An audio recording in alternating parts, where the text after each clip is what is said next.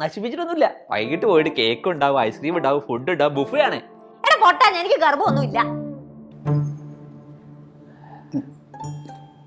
കുട്ടായി, നമുക്ക് അവിടെ എന്തോ ഒരു പണിയുണ്ട്. ഞാൻ പോയിട്ട് പിന്നെ വരാം. പാർട്ടിക്ക് നിക്കുന്നില്ല ഇപ്പൊ.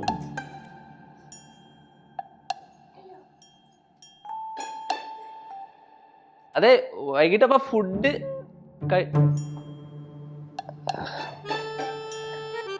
അല്ല, അവിടെ എന്തായാലും നമ്മൾ ബുക്ക് ചെയ്തല്ലേ, ഫുഡ് കഴിച്ചിട്ട് വരാല്ലേ.